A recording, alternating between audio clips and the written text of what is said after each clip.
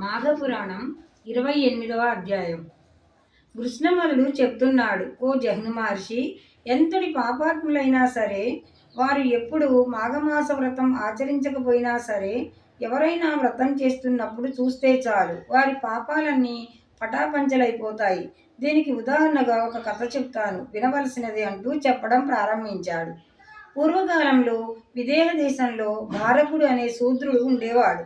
అతడు వ్యవసాయదారుడు. అతడి భార్య పేరు భామిని.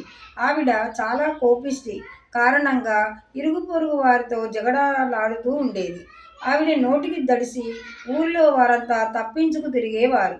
ఈవిడనే సమర్థిస్తూ ఆవిడతో పాటు ఇతరులతో పాటు తగాదా ఆడుతుండేవాడు. వీరి కుమారుడు వినయుడు చాలా మంచి లక్షణాలున్నవాడు, నెమ్మదివాడు, అందరితోనూ సఖ్యతగా ఉండేవాడు.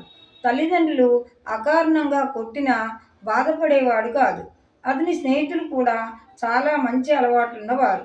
స్నేహితులతో పాటుగా పాఠశాలకు వెళ్ళి గురువుల దగ్గర విద్య నేర్చుకునేవాడు. అతడి గురువుల దగ్గరకు వెళ్ళడం తల్లిదండ్రులకు నచ్చేది కాదు. అయినా విద్య మీద శ్రద్ధతో వినయుడు పాఠశాలకు వెళ్ళేవాడు. పిల్లవాడు పెరిగి పెద్ద అయినాడు.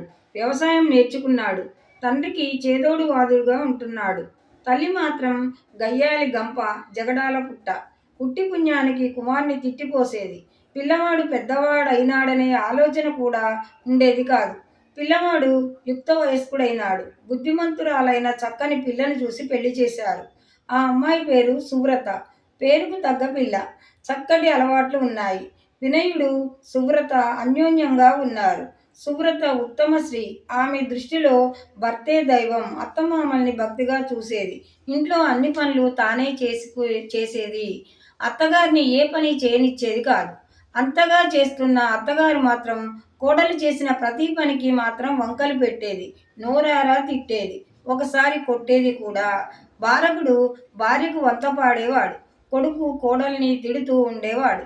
వినయుడి దృష్టిలో తల్లిదండ్రులు ప్రత్యక్ష దైవాలు కాబట్టి వారిని ఏమీ అనేవాడు కాదు. ఒకసారి ఏమన్నా సహించి కాలం వెళ్ళబుచ్చేవాడు. ఒకరోజు భామిని విపరీతమైన కోపంతో కోడల్ని చావబాదింది. అత్తగారి చేతిలో దెబ్బలు తిని సువ్రత ఏడుస్తోంది. అది చూసిన వినయుడు చాలా బాధపడ్డాడు. అతడు తల్లిదండ్రులతో, అమ్మా నాన్న, మీరిద్దరూ పెద్దవారు, అనుభవంలో ఉన్నవారు, మంచి చెడులు తెలిసినవారు, మీకు చెప్పవలసిన అవసరం లేదు. మీ కోడలు సువ్రత చాలా మంచిది. ఇంటి పని, వంట పని తానే చేసుకుంటోంది.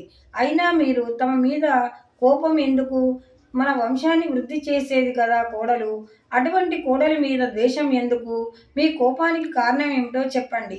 తను తప్పు చేస్తే నేను మందలిస్తాను. నేను కానీ సువ్రత కానీ మీకు ఏ రకమైన అపకారం చేయలేదు. కోపం వల్ల జ్ఞానం నశిస్తుంది, ఆలోచన శక్తి నశిస్తుంది. మీకు తెలియదా? ఈ కోపాన్ని తగ్గించుకొని సువ్రత మీద వాత్సల్యం చూపండి అన్నాడు. కొడుకు చెప్పిన మాటలు తల్లిదండ్రులకు వెగటు అయినాయి. వారు మరింత చెలరేగిపోయారు. నీవు కూడా మాకు చెప్పేవాడివా? మేము ఏమి చేయాలో మాకు తెలియదా? తల్లిదండ్రులమైన మాకే నీతులు చెప్తున్న నిన్ను నరికినా పాపం లేదు అంటూ పక్కనే ఉన్న బడిత తీసుకొని కొడుకును చావబాదారు. తల్లిదండ్రులను ఎదిరించరాదు అనే నీతికి కట్టుబడి ఆ దెబ్బలు భరించాడు ఆ కొడుకు కోడలు.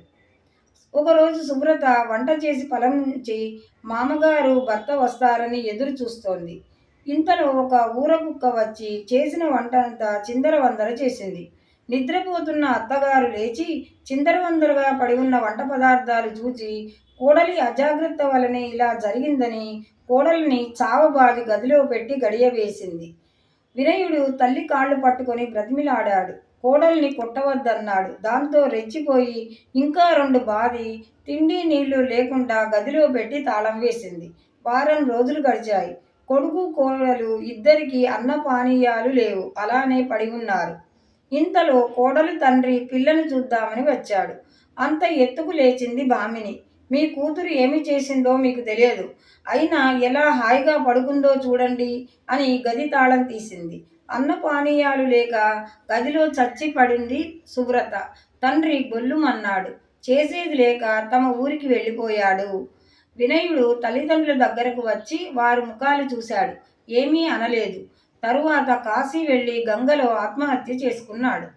భార్యకుడు భామిని దంపతుల్ని ఊరిలో వారు నానా తిట్లు తిట్టారు. కొడుకు కోడలు ఉన్నంత వరకు వారి విలువ నీకు తెలియలేదు.